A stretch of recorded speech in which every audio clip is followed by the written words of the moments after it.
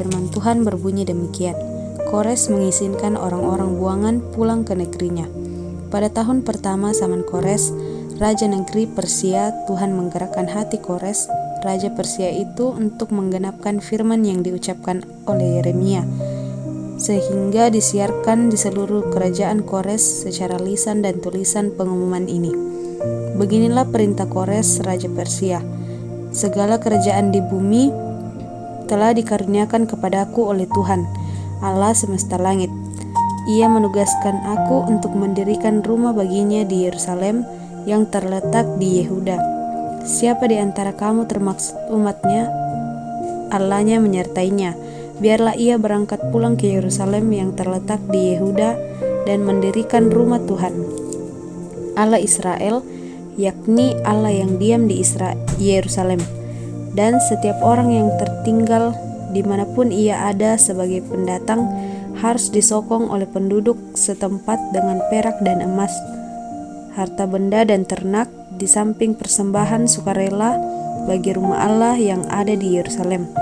Maka berkemaslah kepala-kepala kaum, keluarga orang Yehuda dan orang Benyamin, serta para imam dan orang-orang Lewi, yakni setiap orang yang hatinya digerakkan Allah untuk berangkat pulang dan mendirikan rumah Tuhan yang ada di Yerusalem. Dan segala orang di sekeliling mereka membantu mereka dengan barang-barang perak, dengan emas, harta benda, dan ternak, dan dengan pemberian yang indah-indah. Selain dari segala sesuatu yang dipersembahkan dengan sukarela, pula Raja Kores menyuruh mengeluarkan perlengkapan rumah Tuhan yang telah diangkat Nebukadnezar dari Yerusalem dan yang ditaruhnya di dalam kuil Allahnya. Kores Raja Persia itu menyuruh mengeluarkan semuanya itu di bawah pengawasan Mitredat, bendahara raja, yang menghitung seluruhnya bagi Sesbasar, pembesar di Yehuda. Inilah daftarnya: 30 bokor emas, 1000 bokor perak, 29 pisau, 30 piala emas, pula 410 piala perak, 1000 buah barang-barang lain. Barang-barang emas dan perak itu seluruhnya berjumlah 5.400. Semuanya itu dibawa oleh Sesbasar sewaktu orang-orang buangan itu dibawa pulang dari negeri Babel ke Yerusalem. Inilah orang-orang provinsi Yehuda yang berangkat pulang dari pembuangan, yakni para tawanan yang dahulu diangkut ke Babel oleh Nebukadnezar, Raja Babel, dan yang kembali ke Yerusalem dan ke Yehuda, masing-masing ke kotanya. Mereka datang bersama-sama Zerubabel, Yesua, Nehemia, Seraya, Reelaya, Mordekai, Bilsan, Mispar, Bikwai, Rehum, dan Baana. Inilah daftar orang-orang bangsa Israel. Bani Paros 2172 orang, Bani Sefaca 372 orang, Bani Arah 775 orang, Bani Pahat Moab, yakni anak-anak Yesua dan Yoab 2812 orang, Bani Elam 1150 orang, Bani Satu 945 orang, Bani Sakai 760 orang, Bani 640 orang, Bani Bebal 623 orang, Bani Asgad 1222 orang, Bani Adonikam 666 orang, Bani Bikwai 2056 orang, Bani Adin 450 orang, Bani Ater yakni Bani Hizkia 98 orang, Bani Besai 323 orang, Bani Yora 112 orang, Bani Hasum 223 orang, dari Betlehem 123 orang, orang Netofa 56 orang, orang-orang Anatot 128 orang, dari Asmawet 42 orang, dari Kiryat Arim Kefira dan Beerot 743 orang. Dari Rama dan Gabah 621 orang. Orang-orang Mikhamas 122 orang. Orang-orang Betel dan Ai 223 orang. Dari Nebo 520 orang. Bani Makbis 156 orang. Bani Elam, yakni Elam yang lainnya 1254 orang. Bani Harim 320 orang. Orang-orang dari Lot, Hadid dan Ono 725 orang. Dari Yeriko 345 orang. Bani Sena 3.630 orang. Inilah para imam Bani Yedaya, yakni kaum keluarga Yesua 973 orang. Bani Imer 1052 orang. Bani Pasyur 1247 orang. Bani Harim 1017 orang. Inilah orang-orang Lewi Bani Yesua dan Kadmiel, yakni Bani Hodawiyah 74 orang. Inilah para penyanyi Bani Asaf 128 orang. Inilah kaum penunggu pintu gerbang Bani Salum, Bani Ater, Bani Talmon, Bani Akub, Bani Hatita, Bani Sobai, semuanya 139 orang.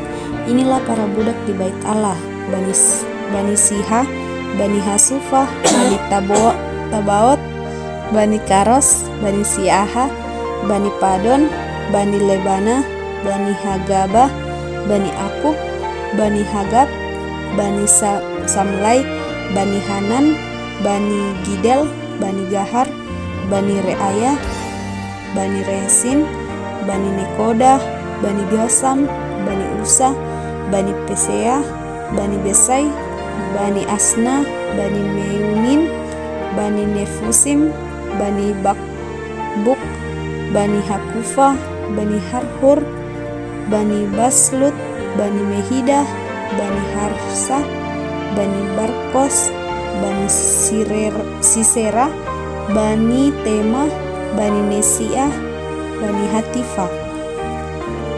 Inilah keturunan para hamba Salomo, Bani Sotai, Bani Seferet, Bani Perudah, Bani Yaala, Bani Darkon, Bani Gidel, Bani Sefaca, Bani Hatil, Bani Pokheret, Hasebaim, Bani Ami. Seluruh budak di bait Allah dan keturunan para hamba Salomo ada 392 orang. Inilah orang-orang yang berangkat pulang dari Tel Melah, Tel Harsa, Kerub, Adan, dan Imer.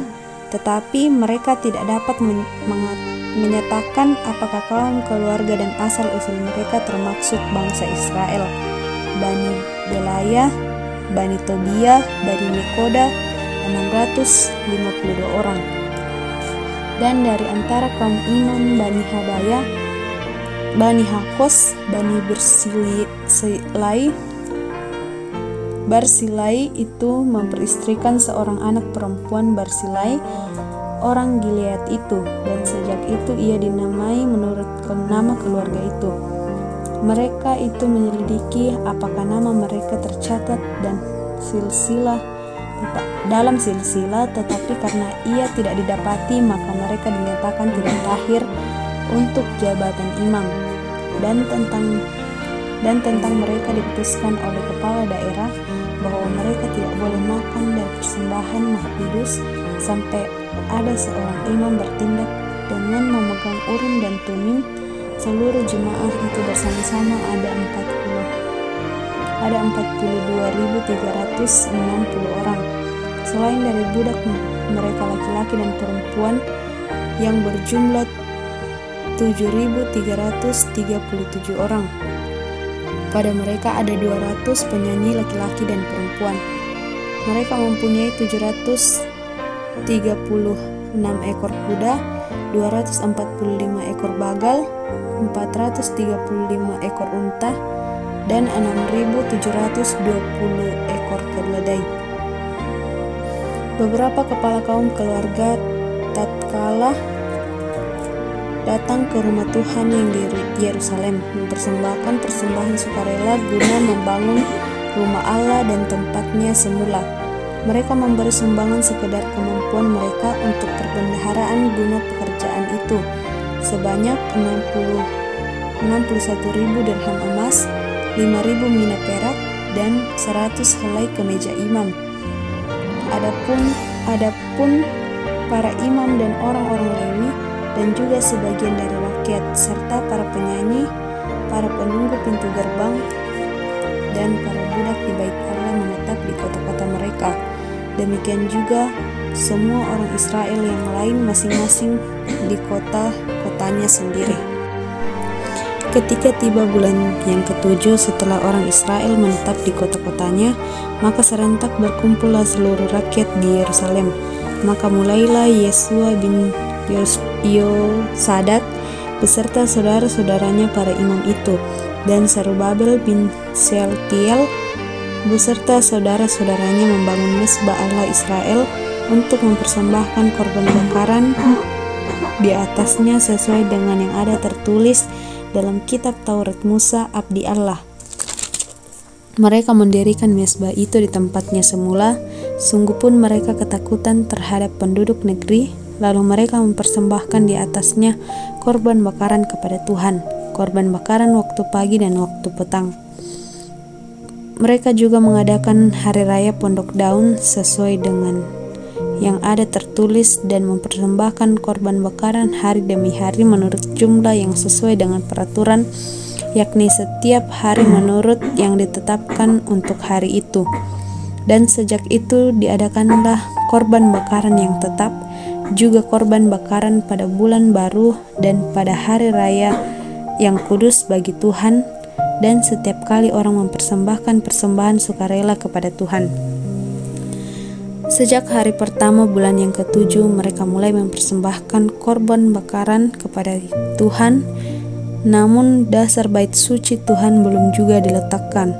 Lalu mereka memberikan uang kepada tukang batu dan tukang kayu, sedang kepada orang Sidon dan Tirus makanan dan minuman dan minyak, supaya orang-orang itu membawa kayu aras dari Libanon sampai ke laut dekat Yafo, seperti yang telah diizinkan kepada mereka oleh Kores raja negeri Persia.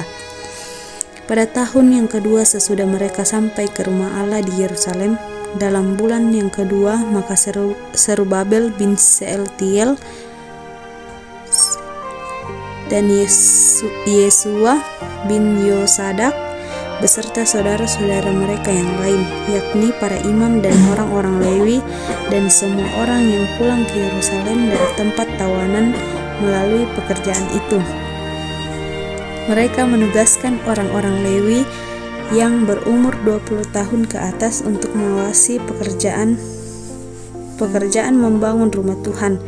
Lalu Yesua serta anak-anak dan saudara-saudaranya dan Kadmiel serta anak-anaknya orang-orang Yehuda bersama-sama bertindak mengawasi orang-orang yang melakukan pekerjaan membangun rumah Allah.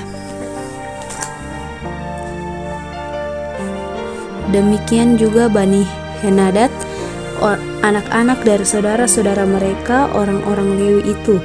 Pada waktu dasar bait suci Tuhan diletakkan oleh tukang-tukang bangunan, maka tampillah para imam dengan memakai pakaian jabatan dan membawa nafiri, dan orang-orang Lewi Bani Asaf dengan membawa ceracap untuk memuji-muji Tuhan menurut petunjuk Daud Raja Israel.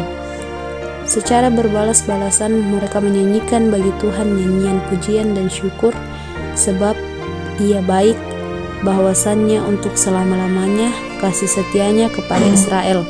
Dan seluruh umat bersorak-sorai dengan nyaring sambil memuji-muji Tuhan, oleh karena dasar rumah Tuhan telah diletakkan.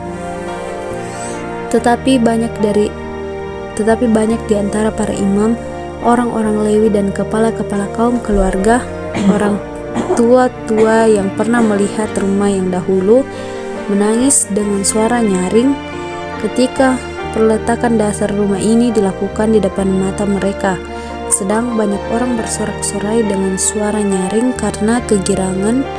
Orang tidak dapat lagi membedakan mana bunyi sorak-sorai kegirangan dan mana bunyi tangis rakyat. Karena rakyat bersorak-sorai dengan suara yang nyaring sehingga bunyinya kedengaran sampai jauh. Ketika lawan orang Yehuda dan Benyamin mendengar bahwa orang-orang yang pulang dari pembuangan itu sedang membangun bait suci bagi Tuhan Allah Israel, maka mereka mendekati Zerubabel serta para kepala kaum keluarga dan berkata kepada mereka, "Biarlah kami turut membangun bersama-sama dengan kamu, karena kami pun berbakti kepada Allahmu seperti kamu. Lagi pula kami selalu mempersembahkan korban kepadanya sejak zaman Esarhadon, Raja Asyur, yang memindahkan kami kemari." Tetapi Zerubabel, Yesua, dan para kepala kaum keluarga orang Israel yang lain berkata kepada mereka, "Bukanlah urusan kita bersama, sehingga kamu dan kami membangun rumah bagi Allah kami, karena kami sendirilah yang hendak membangun bagi Tuhan Allah Israel, seperti yang diperintahkan kepada kami oleh Kores, raja negeri Persia." Maka penduduk negeri itu melemahkan semangat orang-orang Yehuda yang membuat mereka takut membangun. Bahkan selama zaman Kores, raja negeri Persia, sampai zaman pemerintahan Darius, raja negeri Persia, mereka menyogok para penasihat untuk melawan orang-orang Yehuda itu dan menanggalkan rancangan mereka. Pada zaman pemerintahan Ahasweros, pada permulaan pemerintahannya, mereka menuliskan surat tuduhan terhadap orang-orang yang telah menetap di Yehuda dan di Yerusalem. Pada zaman Artasasta ditulislah surat oleh Bislam, Mitredat, dan Tabeel serta rekan-rekannya yang lain kepada Artasasta, raja negeri Persia. Naskah surat itu ditulis dalam bahasa Aram dengan terjemahannya. Dalam bahasa Aram, Rehum, bupati, dan Simsai, penitera, telah menulis surat terhadap Yerusalem kepada Raja Artasasta, yang isinya sebagai berikut.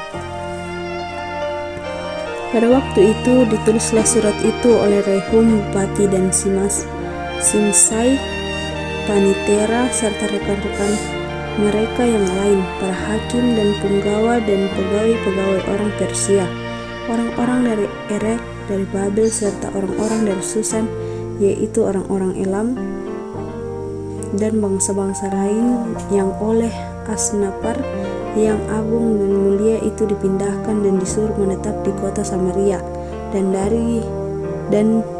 di daerah yang lain sebelah barat Sungai Efrat. Inilah salinan surat yang dikirim mereka kepadanya. Kehadapan Raja Artasasta dari hamba-hamba Tuanku, orang-orang di daerah sebelah barat Sungai Efrat, maka kiranya Raja maklum bahwa orang-orang Yahudi yang berangkat dari Tuanku ke tempat kami telah tiba di Yerusalem. Mereka sedang membangun kembali kota yang durhaka dan jahat itu. Mereka menyelesaikan pembangunan tembok-tembok dan memperbaiki dasarnya. Kiranya Raja maklum bahwa jikalau kota itu sudah dibangun dan tembok-tembok sudah selesai, orang tidak lagi membayar pajak, upeti, atau bea, sehingga kota itu akhirnya mendatangkan kerugian kepada raja-raja. Sekarang, oleh karena kami mempunyai hubungan dengan raja dan tidak patut bagi kami melihat raja kena celaka, maka oleh sebab itu kami menyuruh orang memberitahukan hal itu kepada raja, supaya diadakan penyelidikan dalam kitab riwayat nenek moyang Tuanku. Di dalam kitab riwayat itu Tuanku akan mendapati dan mengetahui bahwa kota itu kota durhaka yang selalu mendatangkan kerugian kepada raja-raja dan daerah-daerah, dan bahwa orang selalu mengadakan pemberontakan dalamnya sejak zaman dahulu. Itulah sebabnya maka kota itu dibinasakan. kami ini memberitahukan kepada raja bahwa jikalau kota itu sudah dibangun kembali dan tembok-temboknya sudah selesai, maka bagi tuanku kelak tidak ada lagi milik di daerah sebelah barat sungai Efrat. Maka raja mengirim surat jawaban ini kepada Rehum bupati dan Simsai panitera serta rekan-rekan mereka yang lain yang tinggal di Samaria dan di daerah yang lain seberang sungai Efrat. Salam. Maka sekarang surat yang kamu kirim kepada kami telah dibacakan kepadaku dengan jelas. Lalu atas perintahku telah diadakan penyelidikan dan didapati bahwa kota itu sejak zaman dahulu selalu bangkit melawan raja-raja dan bahwa penduduknya selalu mendurhakakan dan memberontak. Lagi pula dahulu ada raja-raja yang berkuasa atas Yerusalem yang memerintah seluruh daerah seberang sungai Efrat, dan kepada mereka dibayarlah pajak, upeti, dan bea. Oleh sebab itu keluarlah perintah untuk menghentikan orang-orang itu supaya kota itu jangan dibangun kembali sebelum aku mengeluarkan perintah. Dan ingatlah baik-baik supaya kamu jangan perbuat suatu kelalaian dalam perkara ini. Apakah gunanya kerusakan yang menjadi kerugian raja-raja itu bertambah besar? Maka setelah salinan surat Raja Artasasta dibacakan kepada Rehum dan Simsai panitera serta rekan-rekan mereka, berangkatlah mereka dan dengan segera ke Yerusalem mendapatkan orang-orang Yehuda, dan dengan kekerasan mereka memaksa orang-orang itu menghentikan pekerjaan itu. Pada waktu itu terhentilah pekerjaan membangun rumah Allah yang di Yerusalem, dan tetap terhenti sampai tahun yang kedua zaman pemerintahan Darius, raja negara Persia.